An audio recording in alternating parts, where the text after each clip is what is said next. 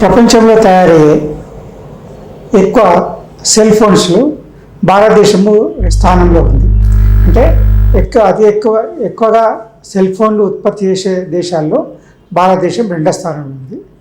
అదేవిధంగా ఒకప్పుడు భారతదేశంలో ఎక్కువగా ఈ సెల్ ఫోన్ల ఉత్పత్తి జరిగేది కాదు. మన చాలా వరకు మనకు అవసరమైన భారతదేశానికి ప్రజలకు అవసరమైన సెల్ ఫోన్ చాలా వరకు కూడా మనం దిగుమతి చేసుకునే వాళ్ళం. కానీ ప్రస్తుత ప్రభుత్వము కేంద్ర ప్రభుత్వం ఇచ్చిన ప్రొడక్ట్ లింక్డ్ ఇన్సెంటివ్స్ వల్ల చాలా కంపెనీస్ భారతదేశంలో తమ యొక్క సెల్ ఫోన్ను ఉత్పత్తి చేయడానికి ముందుకు రావడం, అదేవిధంగా గత 4-5 సంవత్సరాల బట్టి చేస్తున్న ప్రయత్నాల వల్ల భారతదేశము సెల్ ఫోన్ తయారీ రంగంలో రెండవ స్థానాన్ని అధిష్టించడం జరిగింది. అంటే ప్రపంచంలో తయారయ్యే సెల్ ఫోన్లలో తయారయ్యే ఎక్కువ భాగం కూడా భారతదేశంలో తయారవుతున్నట్టు ఇది రెండో స్థానంలో ఉంది. అత్యధిక సెల్ ఫోన్లు తయారు చేసే దేశాల్లో భారతదేశం రెండో స్థానంలో ప్రస్తుతం. దీనివల్ల ప్రయోజనం ఏంటంటే మనకు వచ్చే సంవత్సరం లోపల ఒక 50 నుంచి 60 వేల మందికి ఉపాధి దొరికే అవకాశం ఉంది. ఇంతమంది అన్నట్టుగా భారతదేశము ప్రపంచంలోని అత్యధికంగా సెల్ ఫోన్ ఉత్పత్తి చేసే దేశంలో రెండో స్థానంలో ఉంది. దీనివల్ల ప్రయోజనం ఏంటంటే ఇంచుమించు 60 వేల మందికి డైరెక్ట్గా ఉద్యోగ అవకాశం దొరికే అవకాశం ఉంది. తర్వాత ఇంకా కొత్త దీంతో పాటుగా ఇంకా కొత్త ఉన్న కంపెనీస్ తమ యొక్క కెపాసిటీ, ఎందుకంటే భారతదేశంలో సెల్ ఫోన్ యొక్క ఉత్పత్తి వినియోగం కూడా పెరుగుతుంది.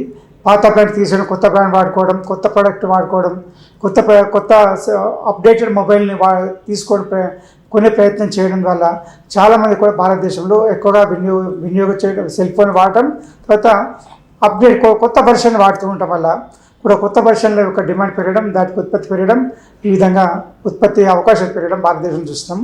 దీనివల్ల ఇంచుమించు 5,000 వరకు కూడా కొత్తగా ఉద్యోగ స్కిల్ అంటే ఒక స్కిల్ దానికి అవసరమైన టాలెంట్ ఉన్న వాళ్ళకి ఉపాధి అవకాశం పెరిగే అవకాశం ఎక్కువగా ఉంది.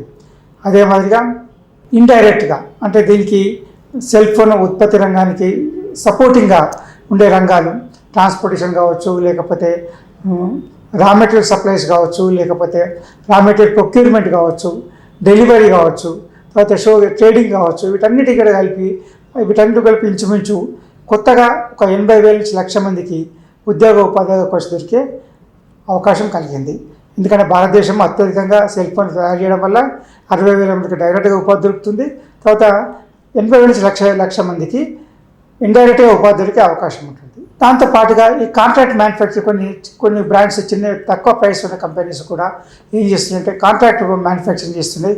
అంటే వాళ్ళ సొంత కంపెనీ పెట్టుకోకుండా ఒక కంపెనీకి తయారు చేసే వాళ్ళకి కాంట్రాక్ట్ ఇవ్వడం, ఈ కాంట్రాక్ట్ మ్యానుఫ్యాక్చరర్స్ కూడా వాళ్ళ దగ్గర కూడా ఒక ఉపాధి అవకాశాలు మనకి ఇప్పుడు పుష్కలంగా కనపడుతున్నాయి.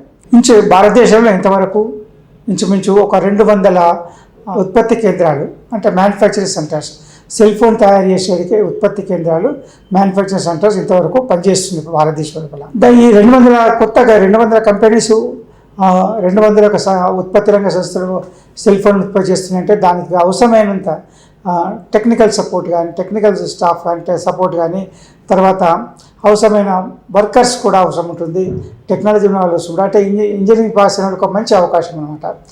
కొత్తగా మన భారతదేశంలో ఎక్కువ ఇంజనీరింగ్ కాలేజీలు ఉన్నందుకు ఎక్కువ మంది ఇంజనీరింగ్ విద్యార్థులు ప్రతి సంవత్సరము ఉత్తీర్ణులు కావడం, క్వాలిఫై కావడం, దానివల్ల వాళ్ళకు ఒక మంచి అవకాశము ఈ సెల్ ఫోన్ ఉత్పత్తి రంగంలో తయారైంది. దీంట్లో ఎక్కువగా ఈ యొక్క సెల్ ఫోన్లు ఎక్కువగా తయారు చేసే సంస్థలు ఉన్న రాష్ట్రాలు ఎక్కువగా తమిళనాడు, కర్ణాటక, ఢిల్లీ. వీటిలో ఎక్కువగా సెల్ ఫోన్ ఉత్పత్తి చేసే సంస్థలు ఈ రాష్ట్రాల్లో ఎక్కువగా తమ యొక్క సంస్థల్ని ప్రారంభించడం జరిగింది.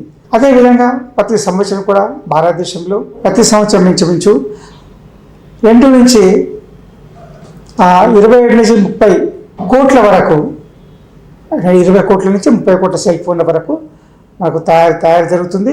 అంటే ఉత్పత్తి తయారు జరుగుతుంది. దీనివల్ల దీనివల్ల ఏంటంటే మనకు చాలామందికి ఉపాధి అవకాశం దొరకడం, తర్వాత నాణ్యమైన సెల్ ఫోన్ దొరకడం, తర్వాత మన భారతీయ విద్యార్థులకి, యువకులకి ఉపాధి అవకాశం దొరకడం అనే ఒక మంచి వాతావరణము మనం భారతదేశంలో చూస్తున్నాము.